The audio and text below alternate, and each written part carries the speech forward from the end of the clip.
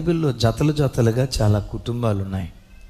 అబ్రహాము, లోతు, యాకోబు, ఏశావు, ఏలి, ఎల్కానా, దావీదు, సౌలు, జతల జతల కుటుంబాలు. ఈ కుటుంబాలను చూసినప్పుడు కొన్ని కుటుంబాలు మొదట్లో శిఖరాల మీద ఉన్నాయి, ఆ తర్వాత ఆ కుటుంబాలు శిథిలాల్లో కూరుకుపోయాయి. మరికొన్ని కుటుంబాలు మొదట్లో శిథిలాల్లో ఉన్నాయి, ఆ కుటుంబాలు లేవనెత్తబడి శిఖరాల మీద కూర్చోబెట్టాయి. ఉన్నత స్థలం నుంచి పాతాళానికి పడిపోయిన కుటుంబాలు కొన్ని అయితే, పాతాళం నుండి పరలోకమంత ఎత్తుకు ఎగమాకిన కుటుంబాలు కొన్ని ఉన్నాయి. కూర్చుని ఆలోచించు, నీ కుటుంబం అబ్రహాము కుటుంబం లాగుందా, లోతు కుటుంబం లాగుందా?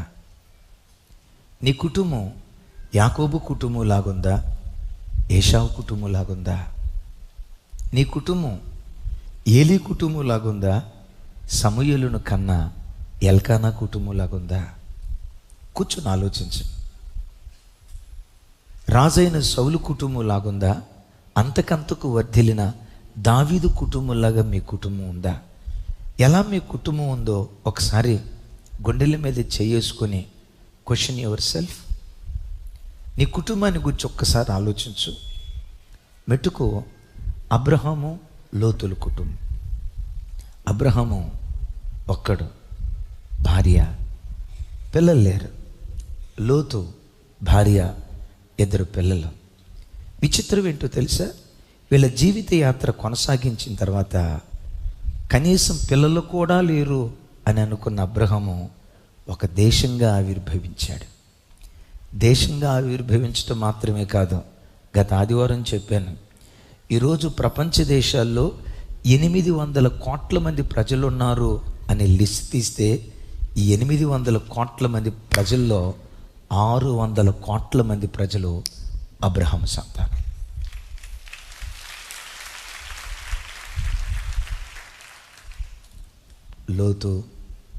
లోతు కుటుంబం, లోతు పిల్లలు ఏమైపోయారో చరిత్ర పుటల్లో కనుమరుగైపోయారు. బిడ్డలారా, లోతులాగా నువ్వు బ్రతికితే నీవు నీ కుటుంబం కనుమరుగైపోతారు, జాగ్రత్త. అబ్రహాములాగా నువ్వు బ్రతికితే నీవు నిలవబట్టమే కాదు, నీ వంశం దేవుని చేత కనికరించబట్టానికి దేవుడు కృప చూపిస్తాడు. ఒక్క వ్యక్తి దేశంగా ఎలా ఆవిర్భవించాడు, ఒక్క వ్యక్తి ప్రపంచమంతా విస్తరించడానికి దేవుడు ఆయనలో ఏం చూశాడు, ఆయన ఇల్లు ఎలా ఉంది చూడండి. ఆదికాండం త్వరగా చెప్తాను. అబ్రహాము, లోతు ఈ 2 కుటుంబాలను ముందుంచి మాట్లాడతాను. 12వ అధ్యాయం 7, 8 వచనాలు నాతో కలిసి. యెహోవా అబ్రహామునకు ప్రత్యక్షమై, నీ సంతానమునకు ఈ దేశం ఇచ్చిదని చెప్పగా, అతడు తనకు ప్రత్యక్షమైన యెహోవాకు ఒక బలిపీఠము కట్టాను. అక్కడ నుండి అతడు బయలుదేరి బేతేలుకు తూర్పునున్న కొండకు చేరి, పడమటనున్న బేతేలునకును తూర్పునున్న హాయికిని మధ్యన గుడారము వేసి, అక్కడ యెహోవాకు బలిపీఠము కట్టి యెహోవా నామమున ప్రార్థన చేశాను. విన్నారా? నా వైపు చూడండి. గుడారం కట్టాడు, హాయికి బేతేలుకు మధ్యలో గుడారం వేసుకున్నాడు. గుడారం వేసిన వెనువెంటనే ఏం చేశాడు? బలిపీఠం కట్టాడు, అక్కడ ప్రార్థించాడు. 13వ అధ్యాయం 18వ వచనం నాతో కలిసి. అప్పుడు అబ్రహాము తన గుడారము తీసి హెబ్రోనులోని మమ్రే దగ్గరనున్న సింధూర వృక్షములో దిగి అక్కడ యెహోవాకు బలిపీఠము కట్టెను.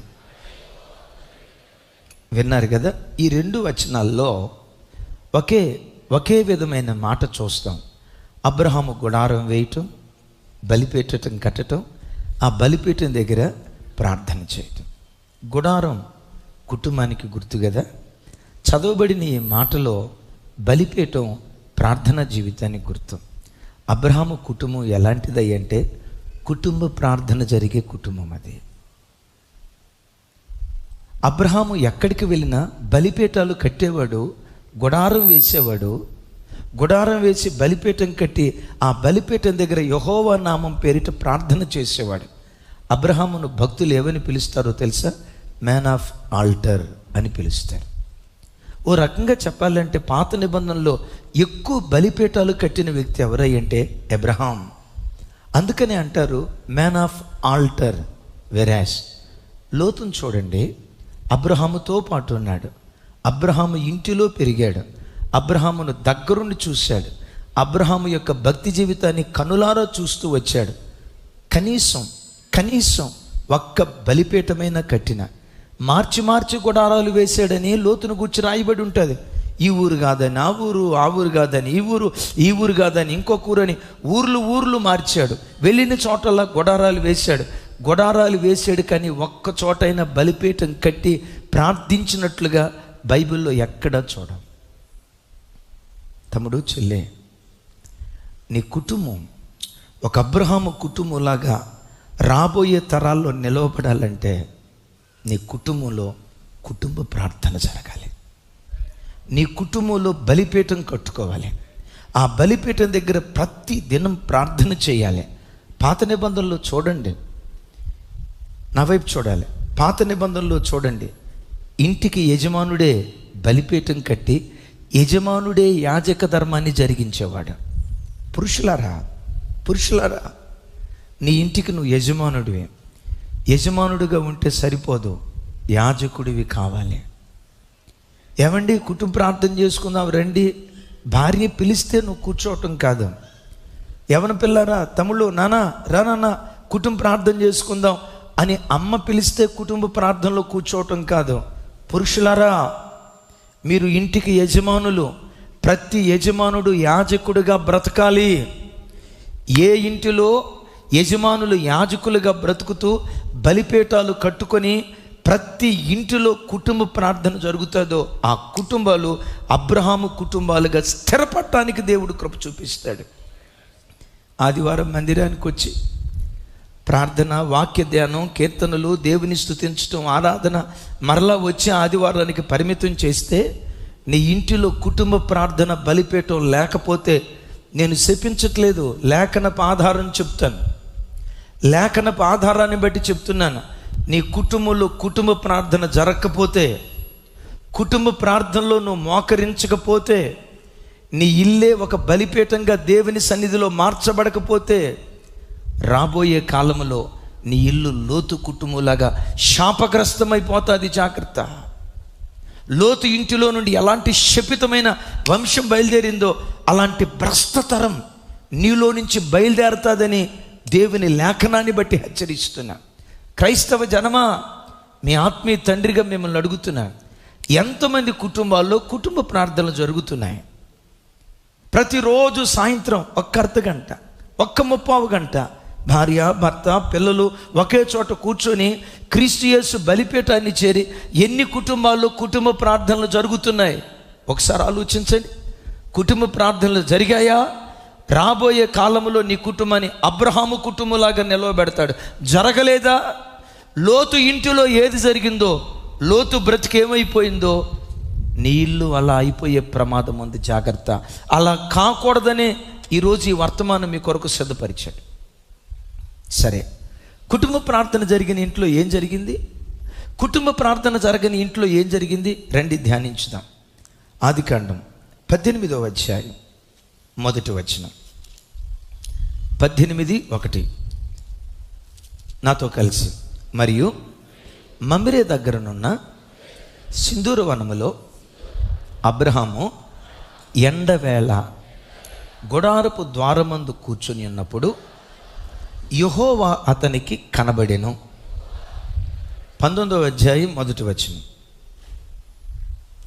ఆ సాయంకాలం ముందు ఆ ఇద్దరు దేవదూతలు సొదొమ చేరినప్పటికీ లోతు సొదొమ గవిని యొద్ద కూర్చుండెను. నా వైపు చూడండి. కుటుంబ బలిపీఠం కట్టుకున్న అబ్రహాము హెబ్రోనులోనున్న మమ్రే వనంలో సింధూర వృక్షం దగ్గర ఉన్నాడు. మమ్రేలోని సింధూర వృక్షం ఎక్కడుంది? హెబ్రోనులో ఉంది. 13వ అధ్యాయం 18వ వచనంలో మనం చూసాం. మరలా మిమ్మల్ని అడుగుతాను, మమ్రే వనం ఎక్కడుంది? ఎక్కడుంది? హెబ్రోనులో ఉంది. సో కుటుంబ ప్రార్థన జరిగించిన అబ్రహాము కుటుంబం హెబ్రోనులో ఉంది. హెబ్రోను అంటే సహవాసం. ఎవరితో సహవాసం? దేవునితో, దేవుని బిడ్డలతో, దేవుని వాక్యంతో, దేవునితో సహవాసం చేసింది అబ్రహాము కుటుంబం. కుటుంబ ప్రార్థన ఏ ఇంటిలో జరుగుతుందో బిడ్డలారా వినండి, ఆ ఇల్లు ఎప్పుడు ఆత్మీయ వాతావరణంతో నిండుకుంటుంది. ఆ భార్యాభర్తలు మాట్లాడుకునే మాటలు కూడా ఆత్మీయ మాటలు. ఏమండి, ఈరోజు నేను ప్రార్థన చేసుకునేటప్పుడు పరిశుద్ధాత్మ దేవుడు నన్ను ఆవరించాడండి. ఓ తెలియని పశ్చాత్తాపం నాకు కలిగిందండి. నేను ఎప్పుడు ఇలా ప్రార్థన చేయలేదండి. పరిశుద్ధాత్మ తాకిడంటే ఎట్లా ఉంటుందా నేను అనుభవించానండి. అప్పుడు భర్త అందుకుంటాడు, నాకు అలాంటి అనుభూతి వచ్చేటట్లుగా ప్రార్థన చేయవా? నేను అలా ప్రార్థన చేసేటట్లుగా నా కొరకు కన్నీళ్లు కార్చవా? వాళ్ళిద్దరి మధ్య ఆ ఆత్మ సంబంధమైన సంభాషణ ఉంటుంది. మిమ్మల్ని అడుగుతా, ఆదివారం చర్చికి వచ్చారు కదా, ఇన్ని బలమైన మాటలు వింటున్నారు కదా, ఓ రకంగా ఇలాంటి పరిచర్యల కొరకు ప్రపంచం ఎదురు చూస్తుంది. అఫ్కోర్స్ మన పరిచర్య ఒకటే గొప్పది కాదు. ఇలాంటి ఘనమైన పరిచర్యలు లోకంలో కొన్ని ఉన్నాయి. ఇలాంటి దివ్యమైన వర్తమానాలు విన్న తర్వాత నేను మిమ్మల్ని అడుగుతా, ఇంటికి వెళ్ళిన తర్వాత, ఏమండి ఈరోజు దైవ సేవకుల ద్వారా నాతో ఈ వాక్యం ద్వారా మాట్లాడాడండి, నా బ్రతుకుని దిద్దుకున్నానండి, ఇక మీదట నేను ఇలా బ్రతకనండి అని ఎప్పుడైనా నీవు కట్టుకున్న నీ భర్తతో దేవుని వాక్యాన్ని గురించి మాట్లాడేవా తల్లి? ధన్యురాలివి. దాని అర్థం ఏంటో తెలుసా? నీ కుటుంబంలో కుటుంబ ప్రార్థన జరుగుతుంది. కుటుంబ ప్రార్థన జరిగే గృహాలలో ఆత్మీయ సంభాషణ, ఆత్మీయ మాటలు, ఆత్మీయ వాతావరణమే ఉంటుంది. లోకపు సంభాషణ ఇంత కూడా బోతద్దం పెట్టి వెతికిన కనపడదు. తల్లిదండ్రులారా, ఎప్పుడైనా పిల్లలను కూర్చోబెట్టుకొని, రే నాన్న ఈరోజు ఈ వాక్యం చదివేటప్పుడు దుఃఖంతో ప్రార్థనలో కూర్చున్నారా? వేదంతో ప్రార్థనలో కూర్చున్నారా? కృంగిన స్థితిలో ప్రార్థనలో కూర్చున్నారా? ఈ చిన్న జీతంతో పిల్లల్ని ఎట్లా పోషించాలి, ఈ చిన్న జీతంతో సంసారాన్ని ఎలా ఈదుకొని వెళ్ళాలి, గుండెల నిండా దుఃఖం పెట్టుకొని ప్రార్థనలో కూర్చున్న వాక్యం చదువుతూ ఉంటే, ఈ వాక్యం ద్వారా దేవుడు నాతో మాట్లాడాడురా, ఈ వాక్యం నన్ను బ్రతికించిందిరా అని ఎప్పుడైనా దేవుడు వాక్యం ద్వారా నీతో మాట్లాడిన మాట ఎప్పుడైనా నీ పిల్లలతో సంభాషించావు? ఈ ఆత్మీయ సంభాషణ ఏ ఇంట్లో ఉంటుంది? సొదొమకు దగ్గరగా ఉండే కుటుంబాల్లో ఉండదు. సొదొమ గొమొర ప్రాంతానికి దగ్గరగా ఉండే కుటుంబాల్లో ఉండదు. కుటుంబ ప్రార్థన జరగని కుటుంబాల్లో అస్సలు ఉండదు. ఈ ఆత్మీయ సంభాషణ ఏ కుటుంబాల్లో ఉంటుంది? ఎవడైతే హెబ్రోన్లో బ్రతుకుతాడో, ఎవడైతే గమనించండి, గుడారం వేసిన ప్రతి చోట బలిపీఠాలు కట్టి ఆ బలిపీఠం దగ్గర యెహోవా నామం పేరిట ప్రార్థన చేస్తాడో, కుటుంబ ప్రార్థన జరిగే కుటుంబాలలో ఆత్మీయ వాతావరణం ఉంటుంది. అబ్రహామా, నీవు ఎక్కడున్నావు? హెబ్రోన్లో ఉన్నానయ్యా. లోతా కుటుంబ ప్రార్థనలోని లోతా. అబ్రహాముని ఇన్ని సంవత్సరాలు వెంబడించి కూడా, యేసుక్రీస్తుని ఇన్ని సంవత్సరాల నుంచి వెంబడించి కూడా, యేసుక్రీస్తు వాక్యం విని ఇన్ని సంవత్సరాల నుంచి దేవునితో బ్రతికి కూడా కుటుంబ ప్రార్థన జరిగించుకొని, ఓ లోతు సంతానమా, కుటుంబాలలో కుటుంబ ప్రార్థన జరిగించుకొని, ఓ లోతు వంశీయులారా, లోతు నువ్వెక్కడున్నావు? హెబ్రోన్లో ఉన్నావా?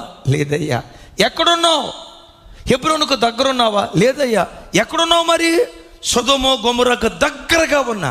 సొదొమ గొమొరలో ఏం జరుగుతుంది? చిన్నవాడి మొదలుకొని పండు ముసలివాని వరకు ఆడవాళ్లతో అవాంఛనీయమైన కార్యక్రమాలు, అపవిత్రత, జారత్వం, లోకం తప్ప, అపవిత్రత తప్ప బోతద్దం పెట్టి వెతికిన పవిత్రత ఎంత కూడా కనపడదు సొదొమలో. ఓ లోతు, తమ్ముళ్ళారా, నీ ఇంట్లో కూడా ఇలాంటి అపవిత్రమైన కార్యక్రమాలు జరుగుతున్నాయా? నీ కూతుర్లు కూడా, నీ యవ్వన ఆడబిడ్డలు కూడా, నీ యవ్వన మగబిడ్డలు కూడా ఇలాంటి హేయమైన కార్యక్రమాలు చేస్తూ నీ అవమానం ఎక్కడ చూపించుకోవాలో, ఎవరికి చెప్పుకోవాలో అర్థం కాక తలదించుకొని బ్రతుకుతున్నావా? ఎందుకు ఇలాంటివి జరుగుతూ ఉన్నాయి? సొదొమకు దగ్గరైపోయాడు. ఎందుకు నువ్వు సొదొమకు దగ్గరైపోయావు? ఎక్కడ ఒక్క బలిపీఠం కూడా కట్టలేదు. అమలారా ఐలరా అబ్రహాము గుడారం వేసిన ప్రతి చోట బలిపీఠం కట్టేవాడు. యెహోవా నామం పేరిట ప్రార్థన చేసేవాడు. ఏ ఇంటిలో నువ్వు ఉన్నా, ఏ ప్రాంతంలో నువ్వు ఉన్నా, ఏ స్థలంలో నువ్వు ఉన్నా, ప్రతిరోజు కనీసం ఒక అర్ధగంట కుటుంబంగా దేవుని సన్నిధిలో కూడుకుండి ఇంటి వాతావరణమే దైవికమైన వాతావరణంగా మారిపోతాయి. రైట్, సరే. కుటుంబ ప్రార్థన జరిగించిన అబ్రహాము కుటుంబం ఏమైపోయింది? కుటుంబ ప్రార్థన లేని లోతు కుటుంబం ఏమైపోయింది? తర్వాత వచనం చూడండి, 2వ వచనం నుంచి 5వ వచనం వరకు, 18వ అధ్యాయం.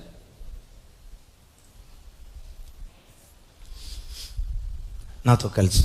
అతడు కన్నులెత్తి చూచినప్పుడు 3 మనుషులు అతని ఎదుట నిలవబడి ఉండిరి.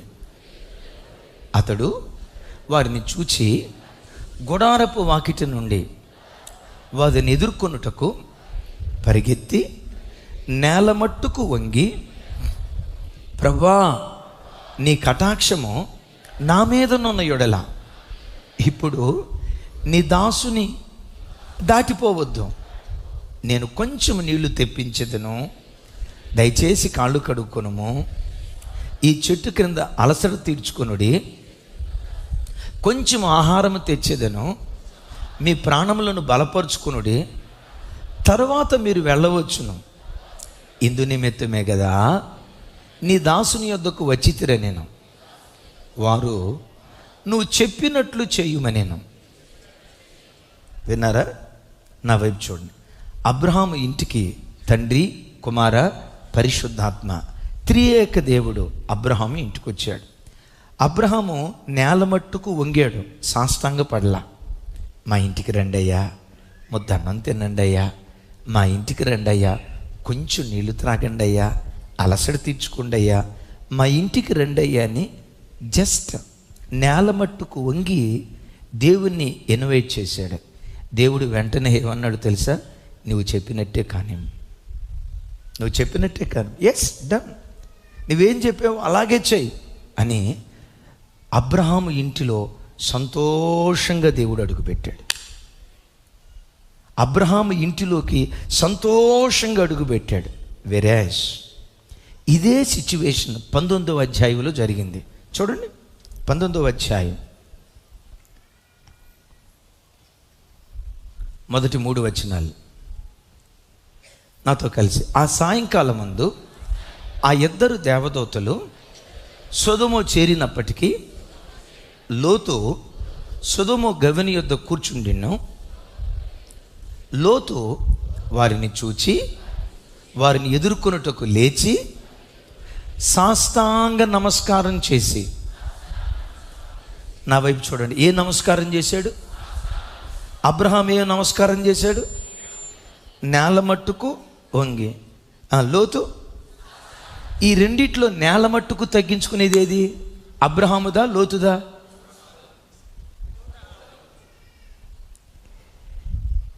మీరు కరెక్ట్గా చెప్పట్లా.